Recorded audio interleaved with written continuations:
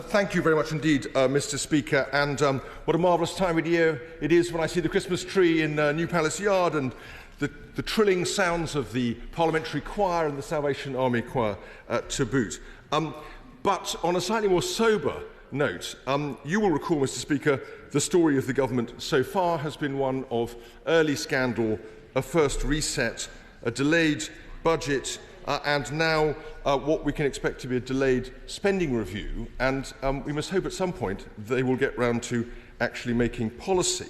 And I'm afraid this week has brought further confirmation of the disastrous effects of the November budget. You will recall that the Institute for Fiscal Studies predicted at the time that the rise in national insurance would hit lower wage and more labour-intensive parts of the economy hardest.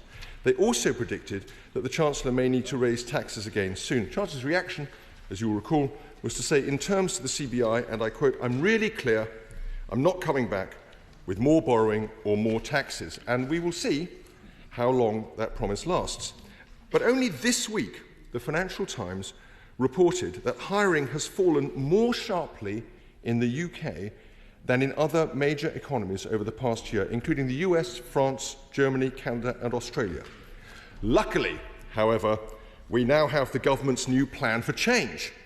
I think the whole House should welcome the fact that the government now has a plan, only 14 years and 7 months after it first started in opposition, and that its plan is to change direction.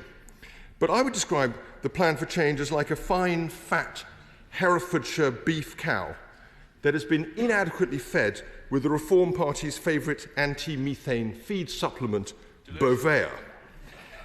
It is a beast full of nutrition, but with a certain amount of unnecessary flatulence.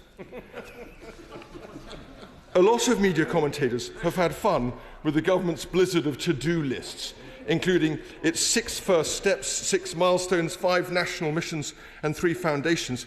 But I'm afraid they've missed the whole Christmas spirit of the thing.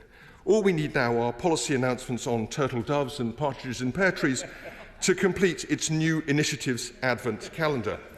Mr. Speaker, I jest, but I come not to bury Caesar in this case, but to praise him, because I'm not going to indulge in the easy mockery of the commentariat, Mr. Speaker. Oh no, on the contrary, I can report genuine signs of reality, something very rarely seen in a document from this government, breaking through in the plan for change. The Prime Minister says, and I quote, "In 2010, the incoming government inherited public finances in desperate need of repair." He's absolutely right. The public finances in 2010 were in desperate need of repair. The Prime Minister says we need a profound cultural shift away from a declinist mentality which has become comfortable with failure. And again, I think he's absolutely right. And finally, and most notably, he says we cannot tax our way to prosperity or spend our way to better public services. Not only that, the government has sensibly dropped its commitment to 100% clean energy by 2030, as we have called for on these benches, and I specifically highlighted only a couple of weeks ago. Mr. Speaker, the plan for change is a revolutionary gospel indeed, honest about the poor performance of the last Labour government, realistic in not seeking to blame governments for wider global events, seeking to adopt a longer-term approach and to recognise the need to limit tax and spending.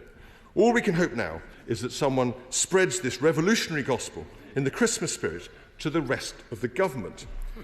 But I also have various concerns about the plan for change that I'd like to put in front of the House, if I may. It barely mentions the crucial short-term issue and long-term issue, I should say, of defence, highlighted once again this week by events in Syria, or the vital long-term issue of social care, which all parties concede has been inadequately handled over the last 20 years. These are, or 30 years, I should say, these are extraordinary omissions in what purports to be an inclusive long-term reset for the government. And there are more fundamental questions to be addressed. The idea of omission is a fashionable one in policy circles, but it implies a total commitment to the goal. How will this be reconciled with the Civil Services obligation and the Prime Minister's new efficiency czar to demonstrate short-term value for money? How will all this be reconciled with the government's intense desire to campaign aggressively against those it sees as its political enemies, rather than to recruit them soberly to a political consensus that could provide a sustainable basis for these missions? I'd be very interested to know what the Leader of the House thinks on these issues and how they will shape her approach to the conduct of future business in this House. The House.